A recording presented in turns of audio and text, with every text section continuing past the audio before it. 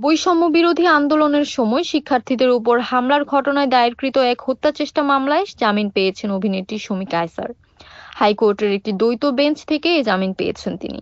এর আগে চলতি বছরের গত ৯ এপ্রিল রাজধানী ঢাকার উত্তরা এলাকার টঙ্গী সরকারি কলেজের অনার্সের শিক্ষার্থী জুবায়ের হাসান ইউসুফকে হত্যাচেষ্টা মামলায় শমী কায়সারকে গ্রেফতারের আদেশ দেন ঢাকার সিএমএম আদালত। মামলা সূত্রে জানা যায়, বৈষম্য বিরোধী আন্দোলনের সময় গত ৪ অগস্ট টঙ্গী সরকারি কলেজের অনার্স প্রথম বর্ষের শিক্ষার্থী জুবায়ের হাসান ইউসুফ আন্দোলনে অংশ নেন। ওই দিন দুপুর ১২টা ৫০ মিনিটে মিছিল নিয়ে উত্তরা পূর্ব থানাধীন আজমপুর এলাকায় পৌঁছালে আসামিদের ছোড়া গুলি জুবায়েরের বাম কাঁধে লাগার সঙ্গে সঙ্গে মাটিতে লুটিয়ে পড়েন।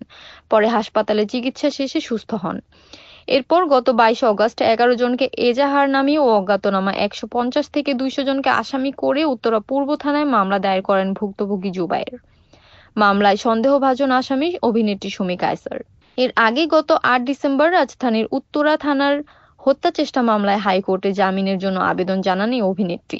আবেদনের শুনানি নিয়ে তাকে ৩ মাসের জামিন দেন হাইকোর্ট। পরে গত ১২ ডিসেম্বর আপিল বিভাগের বিচারপতি মোহাম্মদ রেজাউল হকের নেতৃত্বাধীন চেম্বার জজ আদালত জামিন স্থগিত করেন তার। এর আগে গত ৫ ডিসেম্বর দিবাগত রাতে উত্তরা ৪ নং সেক্টরের ৬ নম্বর রোডের ৫৩ নম্বর বাসা থেকে আটক করা হয় এই অভিনেত্রীকে। পরদিন ৬ নভেম্বর ইশতিয়াক মাহমুদ হত্যাচেষ্টা মামলায় গ্রেফতার দেখিয়ে তাকে রিমান্ডে পাঠায় আদালত। তারপর থেকে কারাগারে তিনি। সাফিনা বিনতে Nasir, NAN TV, news desk.